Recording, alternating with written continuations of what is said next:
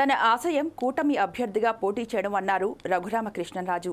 కూటమి తరపున తనకు అవకాశం ఇవ్వాలని కోరారు. పార్లమెంటుకు పోటీ చేయడమే తన మొదటి ప్రాధాన్యమని చెప్పారు. ఎమ్మెల్యేగా పోటీ ఉంటుందా లేక ఎంపీగా పోటీ చేస్తానో మరో 2 రోజుల్లో తెలుస్తుందన్నారు. కూటమి తరపున తాను ప్రజాక్షేత్రంలో ఉంటానని రఘురామకృష్ణంరాజు స్పష్టం చేశారు.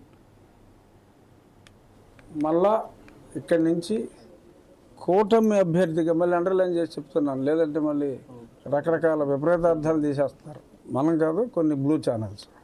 సో అంచేత కూటమి అభ్యర్థిగా నరసాపురం నుంచి సర్వేలు చేసుకోండి, కనీసం 2 లక్షల మెజార్టీతో నెగ్గుతాను అని మీకు అనిపిస్తే అవకాశం ఇవ్వండి అని చెప్పి నా వంతు ప్రయత్నం తెలియజేసే ప్రయత్నం నేను చేస్తున్నా.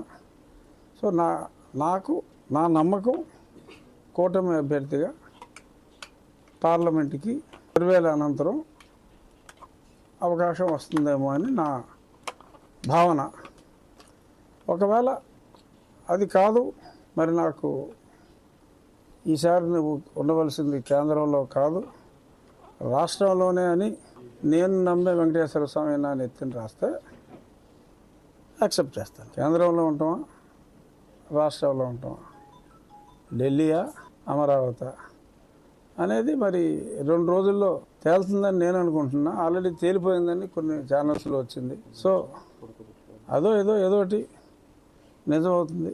కేంద్రమా, నేను కోరుకున్న కేంద్రమా, ప్రజలు కోరుకుంటున్న రాష్ట్రమా? ఎందుకంటే మెజారిటీ పీపుల్ మీరు అసెంబ్లీకి రండి, మీరు స్పీకర్ స్థానంలో ఉండాలి అని కొందరు అలా రకరకాలుగా ఏదో సోషల్ మీడియాలో వస్తుంది.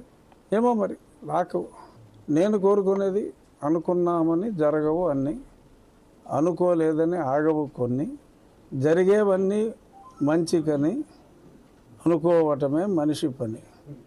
అది సో ఆత్రేయ గారి సినిమా పాటది. ఏ సినిమా? మురళీకృష్ణ. సో ఆ పాటను నేను బలంగా నమ్ముతాను.